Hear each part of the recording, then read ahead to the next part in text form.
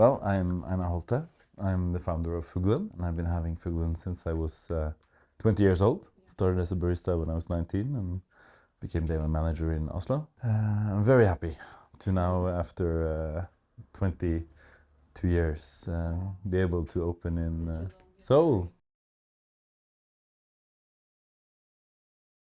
Today's coffee with different coffees from different farms, single region. So that has also always been a big part of my passion, and that's why I also wanted to open Fuglen also in a production country, where you produce coffee, where you farm coffee. And then Indonesia became natural, and then Jakarta was interesting. So that is the reason we're now trying to start also shops in coffee producing countries.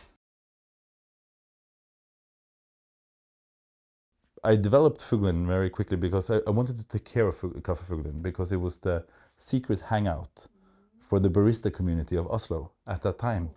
And it was a very important time because it was all about collaboration in the specialty coffee scene against the industry coffee. We worked on the good side, kind of, and it was ethical, environmental, it was quality, it was direct.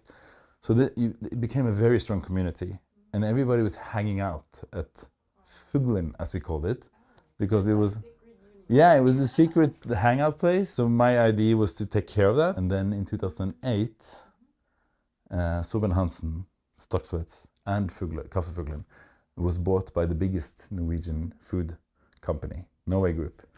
And they told me they wanted me to continue to lead Stockflets because they wanted that specialty and quality position. Stockflets was recognized now as the best coffee chain in Norway. But they wanted me to close down Fuglen because it was only this small, strange shop with only like a few baristas hanging out there. So it's like you can't focus on that, you have to focus on. But I'm like, oh, that's so sad. There's this beautiful shop, original from 1963, right? It's been kept there. So I said, I don't want to close it, but I can buy it and have it as my private project. And then I wanted to experiment with it. And I had a friend that was doing vintage furnitures. So I'm like, can you please take your shop of vintage furnitures and put it into the original shop? Can we make it into a combination? Yeah. And then that worked very well. And then my other friend, Halvor, that was Pepe. And then Halvor was my neighbor and very good friend. And he dreamt of making a speakeasy cocktail bar. We threw a lot of parties at Fuglen because it was a nice place to have parties with the community. And it was like, this is really nice. So maybe you should just start the cocktail bar at nighttime at Fuglen, because we only use it daytime. And it became a really strong hub with the barista community, the bartender community, the vintage interested community, and it became this fusion, all the mixture. And then then we decided that we needed to kind of maybe call it Fuglen. Everybody just said Fuglen. It's free as the bird. It means the bird in Norwegian. And coffee, it was so much more than coffee, so Kaffefuglen. So we decided to call it only the bird, Fuglen, in Norwegian. So it's really just these communities that we take part of. And I think that is how we want to continue. And it's a very strict business model, trying to always bring the best from all the cultures we're part of. So we're trying to learn from Japan, learn from Norway, learn from Korea, learn from Indonesia, and also so we always try to merge, and we build bridging by exchange programs. So we need to really build that global community around Fuglen, the Fuglen family, and stay true to our core principles, our values, never compromise on how we do business. That is core. And then hope that people keep enjoying what we do and what we deliver. And it's all about community, with gangsters.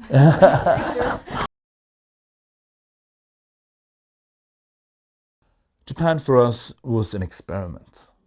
It was a bit crazy. Fuglen doesn't have any big capital structure. Everything's organic. I'm the biggest owner still. So we had to do it by ourselves, and it was really a very small amount of investment that we got from friends and family, And we went over and we opened Fuglen in Tokyo. And we didn't speak Japanese. But we really thought that the values of Fuglen, you know, real integrity, quality, true, all of these things would function and be understood in the Japanese market. So we had no expectations it would scale like it did and have that impact that it did. We want to not be kind of an intruder, we want to be a partner. So we said, everything's open source. Teach everybody that wants to learn everything. So we had learning programs for roasters. So many of the small scale roasters in Japan came to us and got to learn about the light roast way. Kind of, because you don't want to be alone when you're working in the parallel market of building a new way of doing trade, right? So really to be a part of the community, share everything we know, open source. That was how we approached Japan, and really just not competing but collaborating. And that is, I think, also what I said. I want that to also be how we go into Seoul, Jakarta, any other places. We just want to come and share and let people just meet.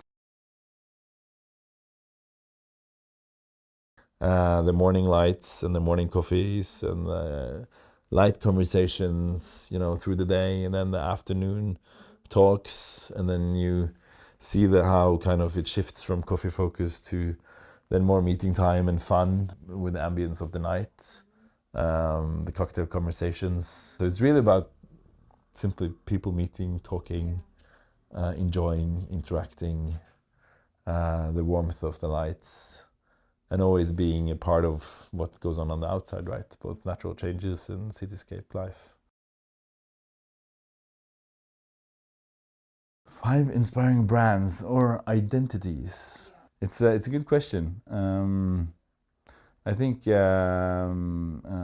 there's many things that has inspired me in life, of course. I have to, as you say, family. I have four children. My ex, 2 with my ex, and now 2 with my wife, and they have been inspired. I was a father when I was 22, so very early I needed to orientate on responsibility, and I was really taken into. I have to say, actually, Solberg and Hansen, Tim Venderbo, Coffee Collaborative, and Kaffa, and the whole the whole Oslo coffee scene, Nordic Approach, all of these. This was also a family, but Solberg Hansen was forefront on the international coffee trade, Cup of Excellence. So that whole coffee journey was so important.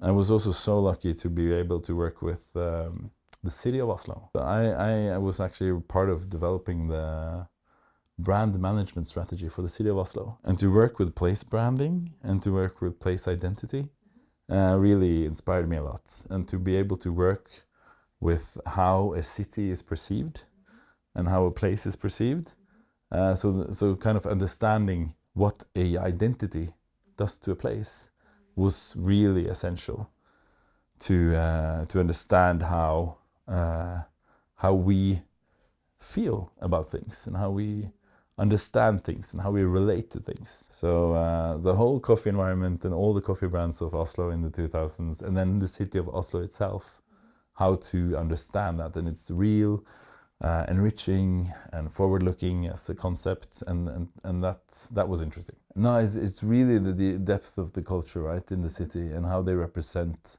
how you perceive value, which is fascinating. It's how you interact with the urban density of humans relating to each other, and then also how we relate to nature, like the coffee value chain, right? Natural product coming into to sustain our lives in the urban environments. So it's nature and human in the balance of the city society and the city market. It's so fascinating to see how that works. And then how a place feels is so important, right? In how all of these factors function. It's the place, it's the people, it's how you work with all the different products of life. So that is very educational. And to understand that in different historic context and new context and context of surroundings is really interesting. So this is also has been really a big part of of developing my view of also developing places, like Fuglen's, right? And so I was so lucky to work a lot with Monocle and Tyler and his team. We worked on the Oslo city article. So it was really fun, and we worked on several projects. And also how they try to bring out stories into the world of real entrepreneurs and people who do real stuff. So it was very fascinating to learn about that world. I have to say, I was so lucky to be working with Takeshi Murakami, a Japanese artist. For 3-4 years, we made Bar Zingaro and the Zingaro Cafe project concept for him to connect to the young and emerging Japanese art scene. He taught me so much about Japanese market culture. And you have to remember, I was in Japan we've been there for 12 years, and to learn about the culture by working there. And I was there once a month, 1 week a month, for 5 years, from 2012 to 2017. And so it is really my second home, right? Because I've been there so much. And what I think is the biggest learning for me coming from the Nordics, and also kind of coming from Western market culture, is how you perceive quality long-term in the Eastern market culture, right? In Asia. So it's very interesting to be working in both those market cultures and try to see the best propositions from both sides. So I started a brand called Natural State, which I'm working in with full, where we work with a place-based approach to sustainable value creation. I've been published as an economist with place economy principles, how you look at values of place, nature value, human value, societal value, and market value, and how that informs identity of place and value and economy of place, the local economic dynamic. So I've become an economist, right, over many years, and that is so to work with the natural state of place and new natural state of the market, where we work with quality, long-term perspective. That is really a key part of my life, and everything has been informed of the journey from Fuglen and the learnings from these different understandings. I think it's the sincerity of wanting to do something good, the understanding of, or the awareness of impact, and the wish to produce a sustainable and positive value, and kind of counter negative or destructive ways of creating things. It's all very oriented towards kind of a good quality of life and good quality of product and a common value perspectives. I think it's a big problem. What is the meaning with them? Yeah. You need to ask, is it meaningful development of values, or is it kind of meaningless growth just for profits, just for scale because it's kind of good for economy? If you only focus on that, which we've been taught to do also in economy the last 200 years, right, is to work with rationale, you need to be efficient, and you need to make the biggest margin and profit. But that's not the way you should look at it. You should look at it as a holistic production. You should see, this is back to this economic consequence of awareness. Please remember to ask your questions and kind of be curious about everything that you consume or drink or eat, and kind of look into where things come from, and understand your power as an individual in what you choose.